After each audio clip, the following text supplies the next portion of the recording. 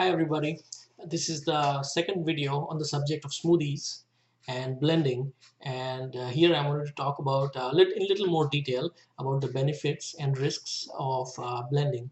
Don't worry, the benefits are way more than risks, but this is something that will help you become an aware and well-informed juicer or well-informed blender.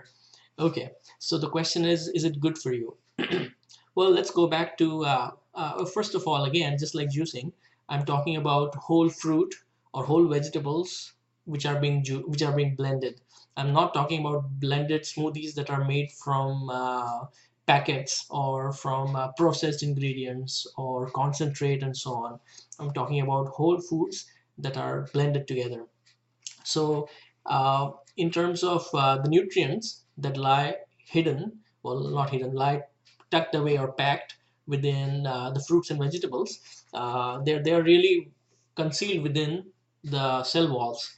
So now we know how in every culture our parents tell us that you should chew your food, chew it enough, don't rush. And what happens when you chew is you're breaking down the walls, the cell walls of the vegetable or fruit you're eating, and that allows the nutrients inside those walls to become available for you to absorb. So that's really a good thing. Now, the important question is how much of those nutrients are bioavailable.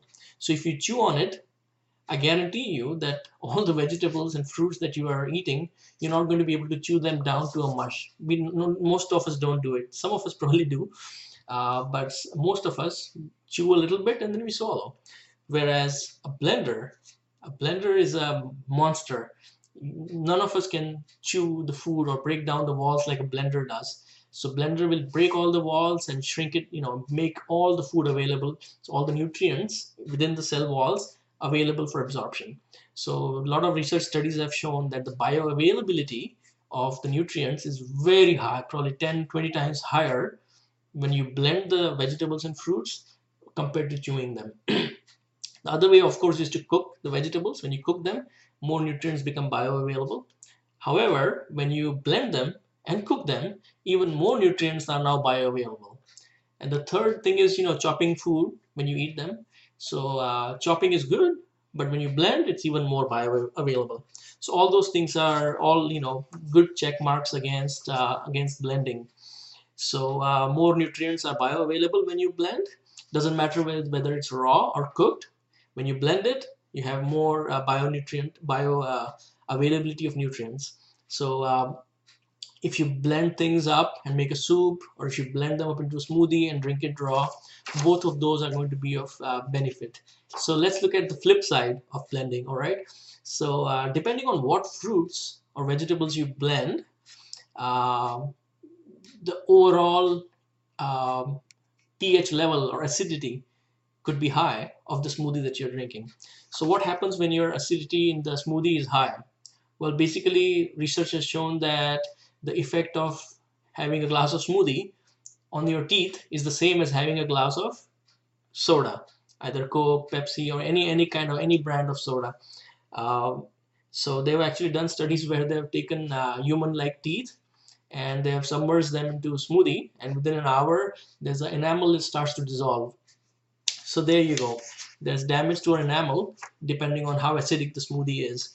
So one solution to that is to drink with a straw. If you use a straw, then you're bypassing the contact with the teeth. But then you don't get to taste your smoothie. I like to swirl it around, but I realize now that when you swirl it, you're exposing your teeth to the acidic effects of the smoothie. So maybe another idea is to maybe rinse your mouth after you have a smoothie so that it removes some of the acidic elements. And definitely don't brush for at least an hour after you drink a smoothie, because your enamel is already softened because of the smoothie. And if you brush, you'll be brushing away some of the enamel. So I raised another concern in my previous video about some of the nitrites that won't get absorbed if we don't chew our food. But like I said last time, if there's excess nitrites, then our body actually takes it up and brings it back into the saliva and gives us another opportunity to convert them into nitrates and help us build nitrous oxide. So that's not an issue anymore. So overall, blending, making smoothies should be done from whole foods like whole vegetables, fruits, nuts, and so on. I would go easy on nuts and avocados and seeds. Uh, we know that the nutrients locked in these vegetables become highly bioavailable. The bioavailability becomes very high when you blend it. So those are all good things. And the other thing is, of course, those of you who had smoothie, the creamy texture is very appealing.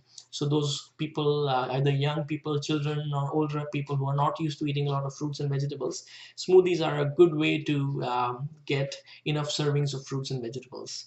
I hope you enjoy your glass of smoothie with this information. Good luck to you.